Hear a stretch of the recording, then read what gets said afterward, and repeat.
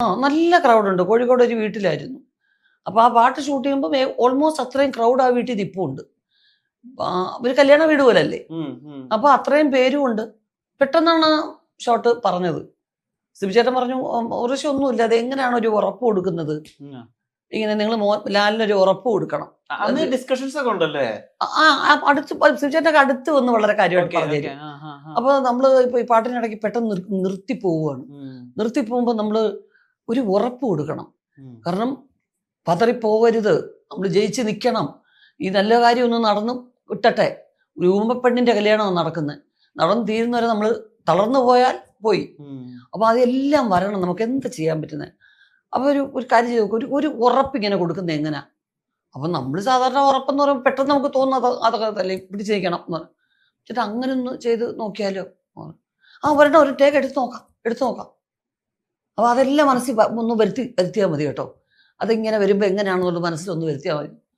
അപ്പൊ തോന്നിയതുപോലെ അങ്ങ് ചെയ്തു, അത്രേ ഉള്ളൂ. ഓക്കെയാണ്, ടേക്ക് ഓക്കെ ആണെന്ന് പിന്നെ മനസ്സിലായതല്ലേ. അല്ല, നമുക്ക് അത്രേ അറിയത്തുള്ളൂ, അതേ അറിയത്തുള്ളൂ. ആ പ്രായം അങ്ങനെയല്ലേ.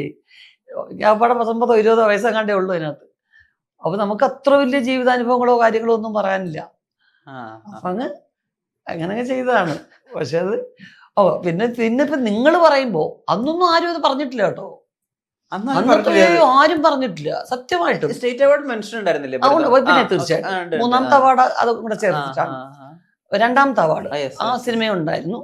പക്ഷെ അറിയത്തില്ല എനിക്ക്, അങ്ങനെ ആരും വലുതായിട്ടൊന്നും അതിനെപ്പറ്റി ഒന്നും പറഞ്ഞിട്ടുമില്ല. ആ ക്യാരക്ടർ നന്നായിരുന്നു, നല്ല പെർഫോമൻസ് ആയിരുന്നു എന്നല്ലാതെ ഇന്നത്തെ നിങ്ങളെപ്പോലെയുള്ള ഇന്നത്തെ മീഡിയാസ് പറയുന്നത് പോലൊന്നും ആരും പറഞ്ഞിട്ടില്ല. ഇല്ല, പറഞ്ഞിട്ടില്ല, ആരും പറഞ്ഞിട്ടില്ല. അതുപോലെ കൊതി തോന്നിയിട്ടുള്ള ഒരു കാര്യം, അത് ചേച്ചി അത് മുമ്പ് എന്നോട് പറഞ്ഞിട്ടുണ്ട് ഇതിന്റെ എക്സ്പ്ലനേഷൻ ഒക്കെ. പക്ഷെ അന്നത്തെ ആക്ടേഴ്സ്, ഐ മീൻ നടിമാരൊക്കെ ഇപ്പൊ ഇന്റർവ്യൂ കൊടുക്കുമ്പോഴും പറയാറുണ്ട് ഞാനിപ്പോ ഇന്ന ഹീറോയിനായിട്ട് അഭിനയിക്കുക, അല്ലെങ്കിൽ സെക്കൻഡ് ഹീറോയിൻ എന്നുള്ളൊരു ടേം ഒക്കെ ഉണ്ടായിരുന്നല്ലോ. അതായത് അതിൽ അഭിനയിക്കില്ല, അല്ലെങ്കിൽ ഇത്ര സീനിന് ശേഷം വരുന്ന ഒരു ക്യാരക്ടർ ഞാൻ ചെയ്യില്ല എന്നൊക്കെ പറഞ്ഞ് ഇപ്പത്തെ ഇന്റർവ്യൂവിൽ അവർ പറയുന്നത്. അതുകൊണ്ടാണ് ഞാൻ അത് ഒഴിവാക്കി എന്നൊക്കെ പറയുന്നത്. അതൊരു സ്റ്റേച്ചറായിട്ട് അല്ലെങ്കിൽ ഒരു സ്റ്റാറ്റസ് ആയിട്ടൊക്കെയാണ് വിചാരിച്ചിരുന്നത്. ഇന്ന് കാറിൽ വരുമ്പോ മഴവിൽക്കാവടി കാണുമ്പോ ചേച്ചിയുടെ രംഗം മൊത്തം 25 മിനിറ്റേ ഉള്ളൂ, പാട്ട് ഉൾപ്പെടെ. അത്രേ ഉള്ളൂ. ശരിക്കും സെക്കൻഡ് ഹീറോയിൻ ആണ്, പക്ഷെ സ്റ്റേറ്റ് അവാർഡ് കിട്ടിയത് വേറെ കാര്യം. അതെന്താ അപ്പൊ അന്ന് സ്റ്റാറ്റസ് സ്റ്റേച്ചർ ഒന്നും ചേച്ചിയെ ബാധിച്ചിട്ടില്ലേ? ഇല്ല, എന്റെ വീട്ടിൽ അങ്ങനെ ഒരു ചിന്താഗതിയുള്ള ആരും ഉണ്ടായിരുന്നില്ല. ബേസിക്കായിട്ട് നാടകമായിട്ട് ബന്ധപ്പെട്ട് വന്നതുകൊണ്ട് അന്ന് പെർഫോം ചെയ്യാൻ പറ്റുന്ന ക്യാരക്ടേഴ്സ് ഒന്നും മാത്രമല്ലാതെ എൻ്റെ അച്ഛനും അമ്മയോ ആരും ഇത് ഒരു സീനേ ഉള്ളൂ, 2 സീൻ ഇങ്ങനെയൊന്നും പറഞ്ഞു കേട്ടിട്ടില്ല. അങ്ങനൊന്നുമില്ല. അങ്ങനെ ഞങ്ങൾ ആരെങ്കിലും മിനിച്ചേച്ചി മാത്രം നോക്കുമായിരുന്നു ബിഗിനിങ് സമയത്ത്. അവർക്ക് കോമഡി ഇഷ്ടമായിരുന്നില്ല.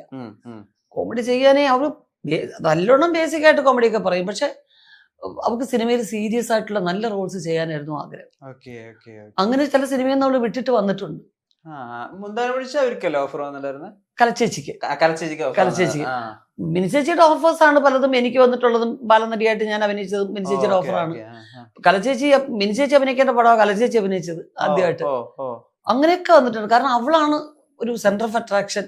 വീട്ടില് എല്ലാ കഴിവും ഉണ്ടായിരുന്നത് മിനിച്ചേച്ചിക്കായിരുന്നു. കൊച്ചിലെ മുതൽ ഡാൻസും പാട്ടും ഇതിനൊക്കെ ഭയങ്കര പേരായിരുന്നു. അങ്ങനെ കിട്ടിയതാണ്.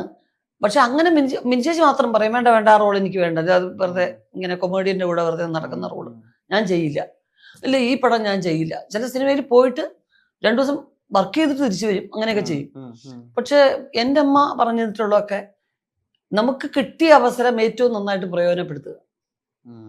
അല്ലെങ്കിൽ പിന്നെ യോധ പോലൊരു സിനിമയിലൊന്നും ഒരു സീനിലും ചെറിയൊരു പാട്ടിന്റെ ബിറ്റിലും ഒന്നും വരാൻ പറ്റില്ലല്ലോ. 6ാം നമ്പറിലും ചേച്ചിയില്ലേ?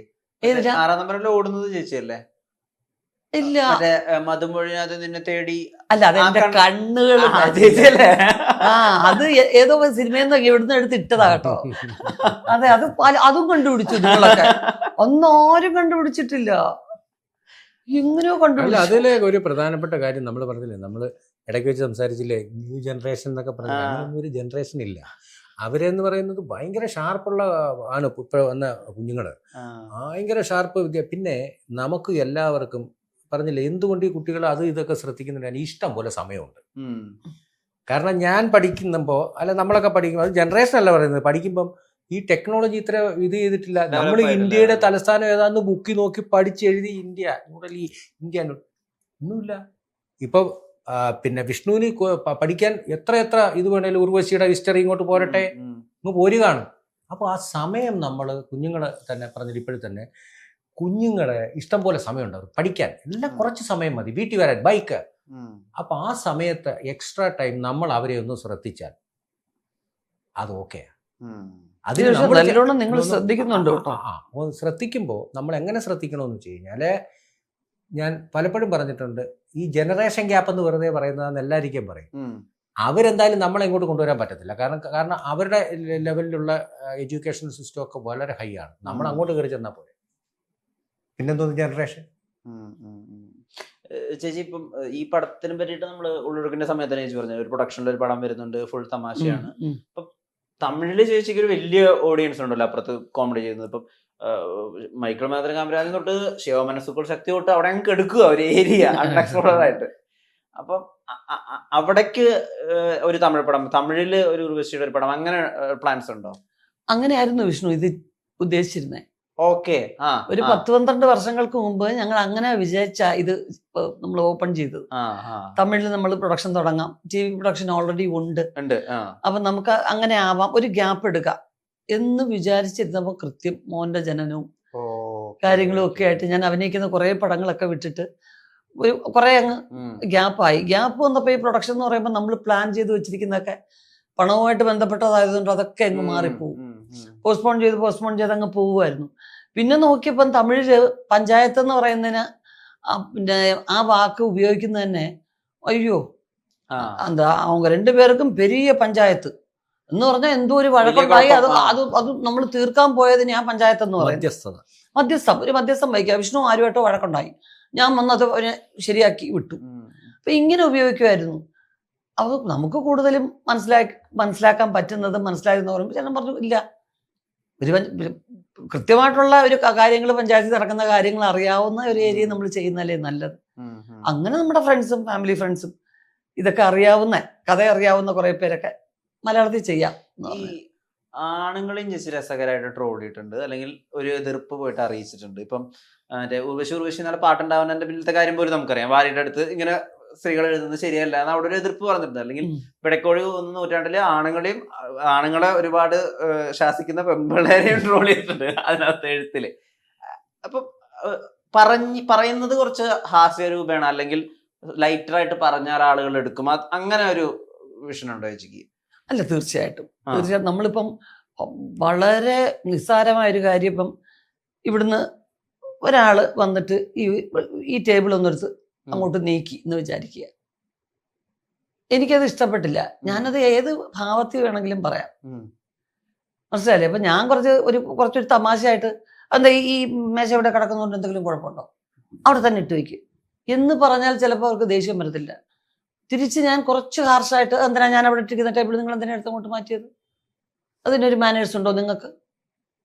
അപ്പൊ ആ എക്സ്പ്രഷൻ മാറുമ്പോൾ വല്ലാതെ ഹേർട്ട് ചെയ്യല്ലേ അവർക്ക്, മനസ്സിലായില്ലേ? അപ്പോ എത്ര കയ്പുള്ള മരുന്നും ഒരല്പം മധുരം പുരട്ടി ഇറക്കുന്നവരെയുള്ള ഒരു സമയത്തൊക്കെങ്കിലും ഒരല്പം മധുരം ഇരിക്കട്ടെ എന്ന് വിചാരിക്കുന്നതിൽ തെറ്റില്ല. പക്ഷെ നമുക്ക് എല്ലാ കാര്യവും അങ്ങനെ പറയാൻ പറ്റില്ല. ചില കാര്യങ്ങളുണ്ട് വളരെ ഗൗരവത്തിൽ പറയേണ്ടതായിട്ടുള്ള ചില കാര്യങ്ങളുണ്ട്, അത് നമ്മൾ അങ്ങനെ തന്നെ പറയേണ്ടി വരുമായിരിക്കും. അല്ലാത്ത മിക്കവാറും കാര്യങ്ങൾ എനിക്ക് തോന്നുന്നു കുറച്ചൊരു പരിഹാസ രൂപേണയെന്ന് അർത്ഥമല്ല, എങ്കിൽ പോലും അതിനെ ഒരു അസർക്കാസം ഉണ്ടായാൽ അതിനത്രയ്ക്ക് അങ്ങോട്ടൊരു ബുദ്ധിമുട്ട് തോന്നൂല കേൾക്കുന്നവർക്ക്. അതായത് ഞങ്ങൾ പറയും, പേഴ്സണലായിട്ട് പറയുകയാണെങ്കിൽ മുകേഷ് കോമഡി എന്ന് പറയും. മുകേഷ് ചേട്ടൻ എന്നോട് എന്നെ കുറിച്ച് കളിയാക്കി പറഞ്ഞാൽ ഞാനും കൂടെ ചേർന്ന് ചിരിക്കും. അത്രയും നമുക്ക് ഹാസ്യം അവതരിപ്പിക്കുന്ന ഒരു ആളിനെ ഞാൻ കണ്ടിട്ടേ ഇല്ല ജീവിതത്തിൽ. അപ്പം നമ്മളെ കുറിച്ച് ഭയങ്കരമായിട്ട് കളിയാക്കാം, പക്ഷെ നമ്മളും കൂടെ കൂടെ എഴുതിങ്ങനെ ആകാംക്ഷയോടെ ചിരിക്കും. അതായിരിക്കണം ഹാസ്യം. ഒരു വിഭാഗത്തെ മാത്രം ചിരിപ്പിക്കുക, വേറെ കുറച്ച് പേര് വിഷമിച്ചിരിക്കുക എന്ന് പറയുമ്പോൾ അത് ഹാസ്യം ആവില്ല, അത് പരിഹാസം. ജഗദമ്മയില് റെസ്പോൺസിബിൾ ആയിട്ട് തന്നെ ഹാസ്യമുള്ളത്. നമ്മളത് വളരെ സൂക്ഷിച്ചാണ് കൈകാര്യം ചെയ്തിരിക്കും. നമ്മൾ ഈ പറഞ്ഞില്ല, ഇപ്പൊ ആൾക്കാർ പറയുമല്ലോ, നമ്മളൊക്കെ പണ്ട് ഓരോരുത്തരെ വിളിക്കുമ്പോൾ രൂപം വെച്ചൊക്കെ വിളിക്കും, ഇപ്പൊ ബോഡി ഷേമിംഗ് ആണ്. ഒന്നുമില്ല, നമ്മൾ സിമ്പിളായിട്ട് കാര്യങ്ങൾ കഥ അങ്ങനെ തന്നെ പറഞ്ഞേക്കുന്നത്. അതിൻ്റെ ഒരു ഇല്ലേ, അത്രയേ ഉള്ളൂ. അതെന്തായാലും അത് നമുക്ക് പെട്ടെന്ന് മനസ്സിലാകുന്ന സംഗതികൾ മാത്രമേ ഉള്ളൂ. അല്ല നമുക്ക് മനസ്സിലാവാത്ത കാര്യങ്ങളും അങ്ങനൊന്നുമില്ല. അതിപ്പോൾ പറഞ്ഞാൽ അത് കണ്ട് വേണം വിലയിരുത്താനായിട്ട്. നമ്മൾ ഒരെണ്ണം എടുക്കാൻ ശ്രമിച്ചിട്ടുണ്ട്, അത്രയേ ഉള്ളൂ. ഈ പടത്തിന്റെ ട്രെയിലറൊക്കെ എഴുതി വരുമ്പോൾ ഇതിന്റെ പ്രൊഡക്ഷൻ ഹൗസിന്റെ പേര് വരും എവർ സ്റ്റാർ എന്ന് പറഞ്ഞിട്ട്. എവർ സ്റ്റാർ അങ്ങനെ തന്നെ ഇരിക്കട്ടെ. Thank you. നേരത്തിന് ഒരുപാട് നന്ദി. നമസ്കാരം. Thank you Vishnu. Thank you.